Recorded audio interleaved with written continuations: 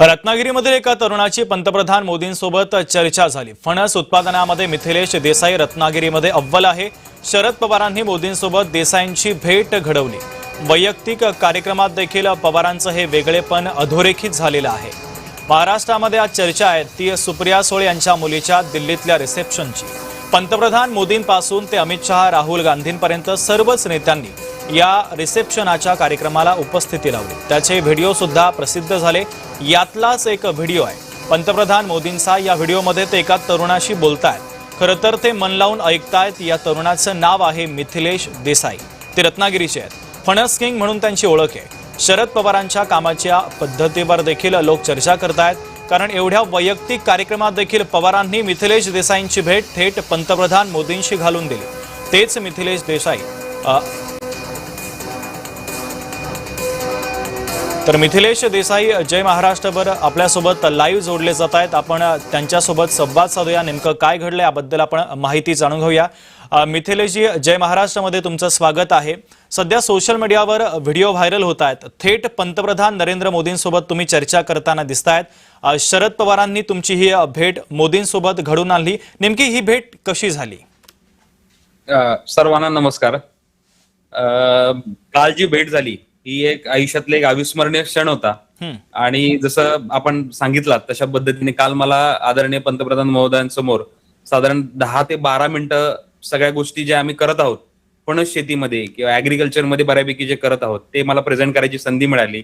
आणि हे सर्व जसं तुम्ही सांगितलात की जरी रिसेप्शनचा कार्यक्रम होता रेवती यांचा, तरी पवार साहेबांनी अगदी त्यांचं शेतीबद्दलचं जे प्रेम आहे आणि त्यांनी माझी जी जर्नी गेले साधारण 6-7 वर्षापासून पाहिलेली आणि एवढ्या मोठ्या आणि एवढ्या त्यांच्या वैयक्तिक घरगुती कार्यक्रमात देखील साहेबांनी मला अगोदरच सांगितलं होतं। आणि त्यांनी मुळात सर्वात पहिले जसे पंतप्रधान महोदय आल्या त्यांनी माझी भेट घालून दिली। आणि माझे जे सगळ्या ज्या गोष्टी आहेत आम्ही एवढे वर्ष जे काम केलं आणि फंड्सचं जे भारतातलं महत्व जे आहे ते मला सांगायची संधी मिळाली, सगळे प्रोडक्ट्स द्यायची संधी मिळाली। म्हणजे एक आयुष्यातील खूप खरंच चांगला आणि मोठा क्षण होता। आणि याबद्दल मी खरंच आदरणीय पवार साहेबांचे खूप त्याच्याबद्दल मी आभार मानतो या गोष्टीसाठी। मिथिलेशजी, पंतप्रधान मोदींसोबत तुम्ही चर्चा करताय, तुम्ही त्यांना काहीतरी सांगताना दिसतायत आणि तुमच्या जवळ असलेलं एक पॅकेट सुद्धा तुम्ही त्यांना दाखवतायत। नेमकं काय होतं ते?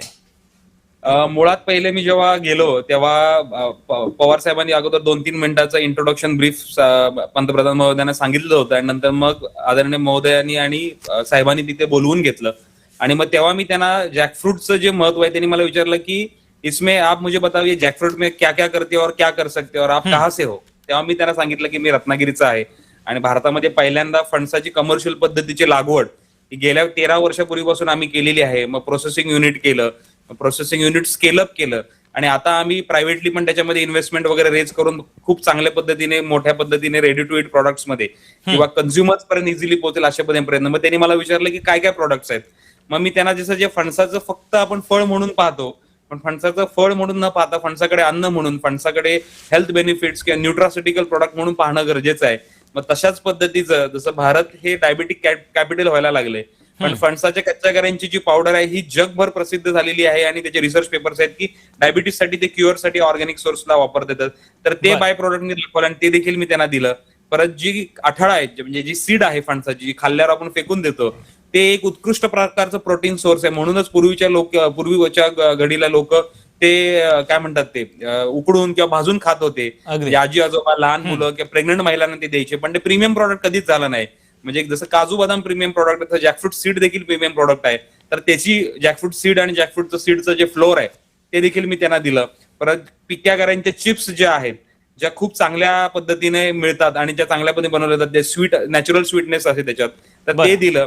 सर्वात महत्वाचं म्हणजे ती जी बॅग होती आणि त्याच्यामध्ये एक पासपोर्ट होल्डर होता, तर तो जो फणसाच्या सालीपासून बनलेला होता तर तो देखील मी त्यांना दिला आणि ते आदरणीय पंतप्रधान महोदयांना खूप आवडला। आणि पवार साहेबांना जेव्हा मी प्रेझेंट केलं होतं एक साधारण 15 दिवसापूर्वी, तर त्यांना देखील खूप मोठ्या चांगल्या प्रमाणात ते आवडलं होतं। आणि मी नंतर जेव्हा माझा मोबाईल काढला तर जेव्हा तो मोबाईल त्याच्यावरती टॅप केला त्या बॅगवरती, त्याच्यामध्ये NFC चिप होती, तर पूर्ण त्याच्यावरती ट्रेसेबिलिटी आली होती। जी माझा मित्र गौरव सोमवंशी त्यांची इनोव्हेशन हे काम करते, तर त्याची ट्रेसेबिलिटी म्हणजे आदरणीय महोदयांचं त्याच्यावरती नाव होतं पंतप्रधान महोदयांचं।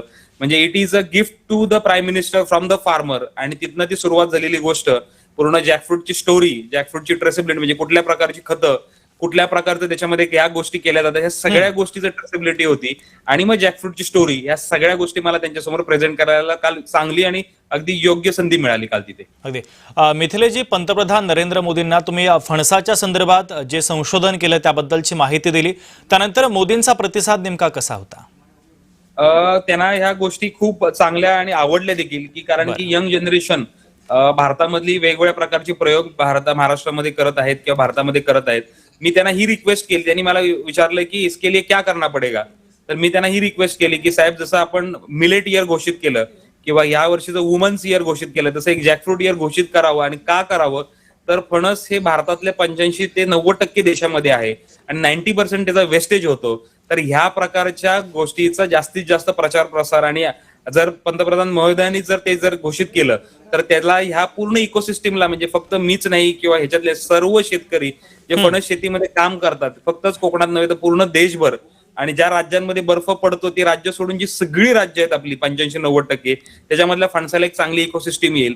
परत फणसाचं वेस्ट झोन मध्ये म्हणजे कोकणामध्ये आम्ही एक मोठं क्लस्टर करण्याचा प्रयत्न करत आहोत, ते देखील मी त्यांच्यासमोर मांडलं आणि त्याच्या सरकारने आम्हाला याच्यामध्ये सपोर्ट करावा अशी देखील मी त्यांना विनंती केली. आणि अशा पद्धतीने फक्तच वेस्ट झोन नाही तर नॉर्थ इंडियामध्ये, नॉर्थ ईस्ट मध्ये, ईस्ट झोन आणि वेस्ट झोन, साऊथ झोन मध्ये पण भविष्यामध्ये पुढच्या 5 वर्षामध्ये आम्हाला स्केलअप करायचं आहे.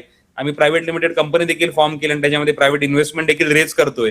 ह्या सगळ्या गोष्टीचं आणि जे बाय प्रोडक्ट्स आम्ही भविष्यात करणार आहोत त्याचं सर्वात पहिलं प्रेझेंटेशन आम्ही आदरणीय पंतप्रधान महोदयांना काल दिलेलं आहे. मिथिलेशजी, मात्र या गोष्टीची चर्चा सुरू आहे, निमित्त रिसेप्शनचं होतं आणि या सगळ्यामध्ये चर्चा फणसापर्यंत गेलेली आहे.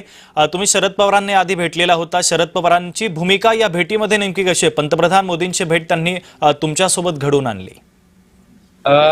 सर्वात हे महत्वाचं आहे, कारण की आदरणीय पवार साहेबांचं जे विजन आहे, म्हणजे रिसेप्शन होतं, घरगुती कार्यक्रम होता, खूप लोक तिथं होती, पण साहेबांना ते जॅकफ्रूट मध्ये जे काम केलेलं आहे आणि जे इनोव्हेशन, म्हणजे इव्हन ते ट्रेसेबिलिटी असेल किंवा वेस्ट पासून वेल्थचे प्रोडक्ट जे बनवलेले आहेत ते एवढे चांगल्या पद्धतीने आवडले होते.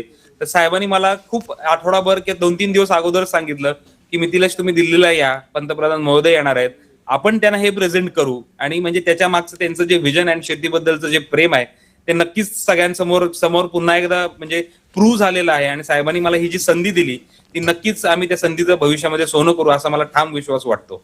अगदी. मिथिलेश, जरा वैयक्तिक प्रश्न, UPSC मध्ये जे अपयश आलं त्यापासून सुरू झालेला प्रवास फणस किंग पर्यंत कसा पोहोचला? मुळात मी राहुरी कृषी विद्यापीठात सिव्हिल सर्व्हिसेस, आणि मी ज्या विद्यापीठात शिकलो मला त्याचा खूप अभिमान आहे. कारण की आपण जेव्हा कॉलेजमध्ये असतो तेव्हा आपल्याला त्याची व्हॅल्यू नसते, पण बाहेर गेला त्याची खूप व्हॅल्यू समजते. कारण की आजच्या घडीला सगळे IAS IPS बऱ्यापैकी अगदी तलाठीपासून अगदी सेक्रेटरी पर्यंत आमचे राहुरी कृषी विद्यापीठातले बरेचसे अधिकारी आहेत. आणि माझं देखील तेच स्वप्न होतं. मी दिल्लीला होतो, पण मी जो निर्णय त्यावेळेला घेतला तर सुरुवातीच्या काळामध्ये 3-4 वर्ष खूप कठीण होता आमच्या कुटुंबासाठी आणि माझ्यासाठी पण, की चांगला एक हुशार मुलगा पण त्यांनी सगळं सोडून आता शेती करतो. आणि ही फणसाची जर्नी आता नाव रूपाला आली, पण 10 वर्षापूर्वी जेव्हा मी आलो तेव्हा ह्याच्यामध्ये खूप स्ट्रगल आणि कुठल्याच प्रकारची साथ कोणाची नव्हती. पण मग ह्या गोष्टीमध्ये जे स्केलअप करण्याचं, पण आजच्या घडीला एका फळाला भारतामधलं एक मेन स्ट्रीप क्रॉप बनवायची जी संधी मला मिळाली त्याचा मला खूप अभिमान वाटतो. आणि माझ्या वडिलांनी जे सुरुवात, अगदी ते रस्त्यावरती माझे वडील फणस विकायचे 25 पैसे 50 पैशाला, ते लहान असताना, तर त्यांनी जे स्वप्न पाहिलं होतं ते जे काल अगदी पंतप्रधान महोदयांपर्यंत ही गोष्ट गेली, ही जी जर्नी आहे ही खूप सॅटिस्फॅक्टरी आहे आणि सगळ्या शेतकऱ्यांसाठी ही नक्कीच प्रेरणा देईल आणि नक्कीच यातनं यंग मुलं मुली जास्तीत जास्त शेतीमध्ये येतील असा मला त्याच्यावरती ठाम विश्वास वाटतो. अगदी. मिथिलेशजी, तुमचं हे कार्य